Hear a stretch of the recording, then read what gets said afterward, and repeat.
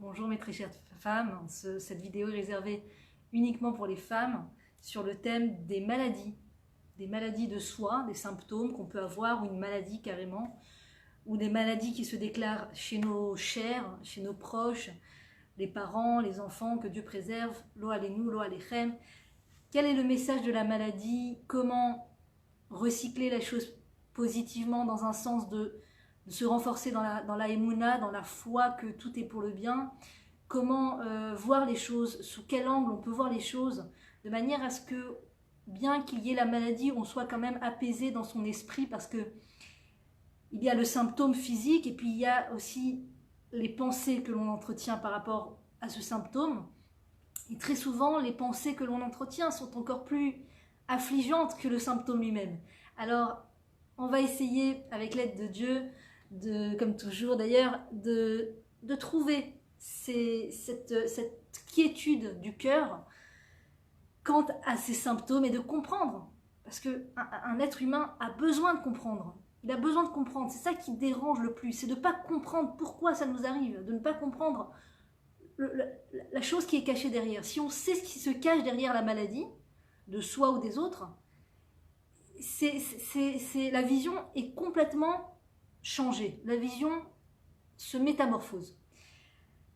Le sentiment, le ressenti par rapport à la chose et le vécu est complètement métamorphosé. Il suffit de savoir et de comprendre pourquoi ça m'arrive et les choses sont beaucoup plus légères et faciles à accepter. La maladie déjà, c'est déjà douloureux en soi, physiquement, ou de voir ses proches souffrir, c'est déjà douloureux en soi. Donc au moins qu'on puisse avoir l'esprit tranquille, comprendre qu'est-ce qui se passe, qu'est-ce qui se trame derrière cette maladie.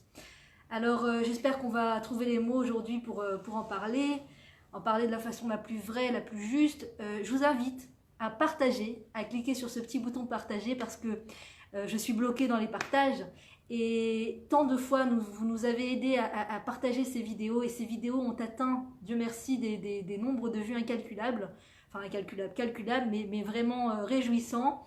Donc si vous voulez faire partie de cette chaîne de partage de la Torah, de partage du message de Dieu, du message du Créateur, en espérant que ça soit vraiment le cas, je prie pour que ça soit le cas tant que possible. Donc cliquez, n'hésitez pas à partager. Merci, merci, merci pour toute votre fidélité, pour vos partages, pour vos messages qui me touchent à cœur, qui me tiennent à cœur à chaque fois. Je reçois des messages formidables, formidables de mamans, de femmes qui me racontent combien les vidéos les ont touchées, combien les vidéos ont métamorphosé leur vie. À l'instant, je viens de lire un message qui m'a donné du baume au cœur, Baruch Hashem, d'une maman qui m'a dit combien le thème des devoirs lui avait baissé la tension, avait fait baisser cette tension qu'il y avait au moment des devoirs. C'est tellement réconfortant et réjouissant de voir que ces vidéos ont un impact. Donc n'hésitez pas à cliquer là et partager, ça mange pas de pain, c'est gratuit et ça aide. Alors pourquoi ne pas aider? Les maladies, le thème des maladies. Quand une maladie arrive, le plus gênant, c'est qu'on est souvent dans sa routine de vie, on est lancé dans sa vie, on est lancé dans ses habitudes, on a son travail, on a sa routine, on a ses habitudes, et la maladie vient généralement déranger cette routine, cette habitude du travail, vient gêner cet emploi du temps habituel qu'on s'est fixé. Et en cela, on se retrouve un peu des fois frustré. Je ne peux pas aller travailler, je suis malade, je ne peux pas aller travailler, les enfants sont malades, je ne peux pas faire ce que j'avais prévu de faire, je suis malade, je ne peux pas... Voilà, mon papa est malade, ma maman est malade, ça change tous les plans. J'avais prévu de faire avancer la société, j'avais prévu de m'adonner à ça, j'avais prévu. Et il faut savoir que la maladie, c'est un message de Dieu, c'est un mail du Créateur qui vient justement nous perturber dans notre routine, justement nous perturber dans nos habitudes, parce que qui me dit que ma routine et mes habitudes sont vraiment les meilleures? Qui me dit que ce que j'ai prévu de faire dans ma vie, de ce que j'ai fixé en haut de mon échelle dans ma vie, c'est vraiment bon pour moi? Peut-être qu'à court terme, ça ne se voit pas, mais à long terme, je suis en train de me tromper peut-être de cible, peut-être je suis en train de me tromper de valeur, d'échelle, et donc le Créateur vient et dans sa grande bonté m'arrête m'arrête dans ce marathon et me dit Livia ou toute autre personne, réfléchis à ta vie. La maladie, le symptôme, c'est là pour nous faire réfléchir en fait. C'est là pour nous faire réfléchir, pour nous poser des questions. Éteindre le téléphone, éteindre le smartphone, parce que le smartphone, avec tous les réseaux sociaux qu'il propose, est un grand parasite du lien avec le créateur, est un grand parasite à la remise en question, à la réflexion profonde sur le sens de ma vie. On a cette habitude comme ça de se connecter. Aujourd'hui, on se connecte même plus parce qu'on est connecté en permanence. Ça veut dire, avant, il fallait allumer l'ordinateur. Aujourd'hui, le téléphone, parfois chez certaines personnes, est allumé en permanence. Même quand ils dorment, le téléphone est allumé. Donc, comment veux-tu te reconnecter à toi, te reconnecter à ta vie, te reconnecter aux bons choix dans la vie, te poser les bonnes questions, savoir si ce que tu as fait dans le passé était vraiment ce qu'il y avait à faire, est-ce qu'il n'y a pas un changement à créer dans ma vie, est-ce qu'il n'y a pas des volontés que je dois modifier dans mon cœur, peut-être que mes volontés sont tournées toutes vers mon métier et qu'il faudrait peut-être que je les tourne vers quelque chose de plus profond, de plus important que le métier. Me poser des vraies questions sur l'éducation des enfants. Est-ce que mes enfants gagnent à ce que je réagisse comme ça? Est-ce que mes enfants gagnent à ce que je vive de telle manière? Est-ce que mes enfants grandissent et se construisent du fait que je suis comme ça et que je vis comme ça et que j'agis comme ça? Ou bien non, est-ce que je suis en train peut-être de les rabaisser ou de me volatiliser à leur présence, ou peut-être toutes sortes de questions que la personne doit se poser dans sa vie. J'ai crié, par exemple, quand tu cries sur ton enfant et que tout de suite tu retournes sur ton ordinateur, enfin ton téléphone, Facebook, les réseaux sociaux, tu n'as même pas conscience, on n'a même pas conscience, on se rend même pas compte de nos actes. Parce que ce smartphone, ce téléphone est comme une compensation instantanée. C'est-à-dire, je fais des choses qui vont pas forcément dans ma vie, et ensuite je vais chercher du réconfort instantanément sur ce smartphone. Pardon pour la coupure. Donc des fois on se suffit. Ce téléphone, il vient compenser tous nos sens. Ce téléphone avec ses réseaux sociaux qui sont complètement virtuels et qui font partie du monde de l'illusion totale. On ne crée rien sur Internet, on ne crée rien, sachez-le. On peut avoir des contacts extraordinaires, très expressifs sur Facebook, sur smartphone et tout ça. On ne crée rien, c'est des sables mouvants, c'est du vent. C'est des gens qu'on ne verra pas, qu'on ne reverra pas. Les gens sont sûrs qu'ils investissent dans l'amitié, dans le partage et tout ça. C'est rien du tout, c'est du vent. Les seuls vrais investissements, c'est au sein de la famille. C'est avec les parents, c'est avec les beaux-parents, les parents, les enfants, le mari, les petits-enfants, et c'est tout. C'est ça la seule construction dans ce monde.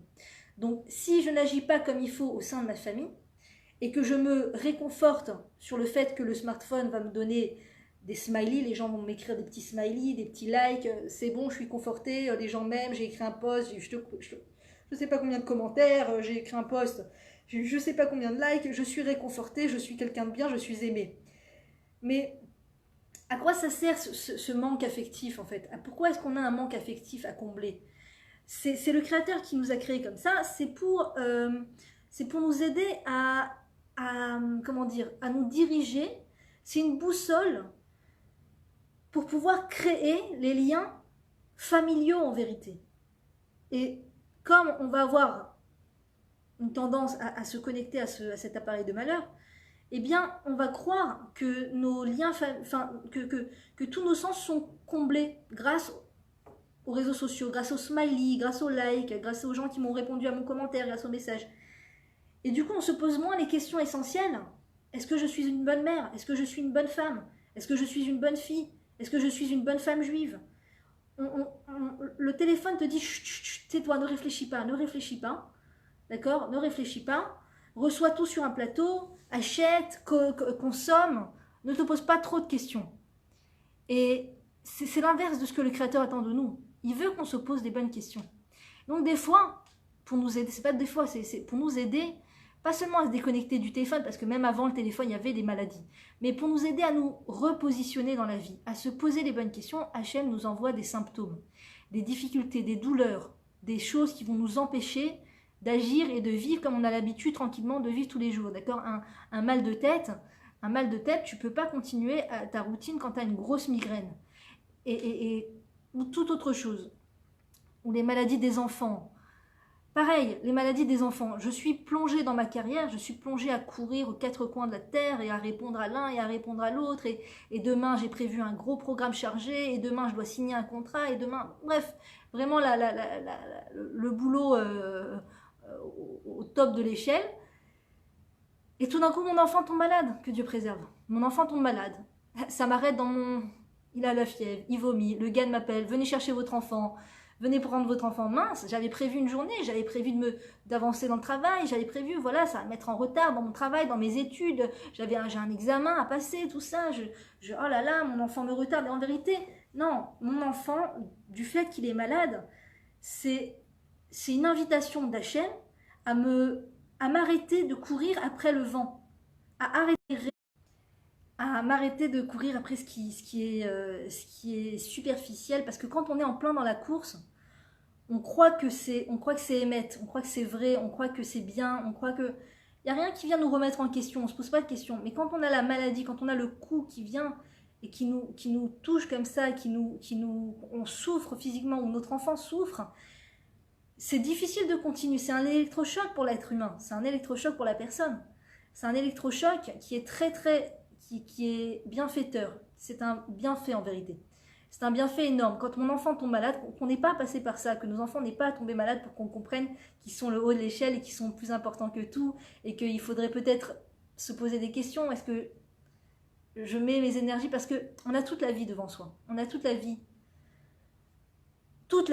pour utiliser ces énergies là où on a envie, pour créer ce qu'on a envie de créer. Il y a une période dans la vie, vers la cinquantaine, 40 ans, des fois même 40 ans, où les enfants vont pour se construire.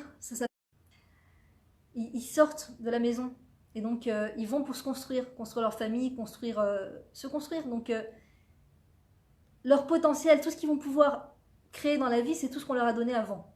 Le problème, c'est que si avant, j'étais occupée à dépenser toutes mes énergies dans des choses extérieures à mon enfant, des choses extérieures à la maison, je dis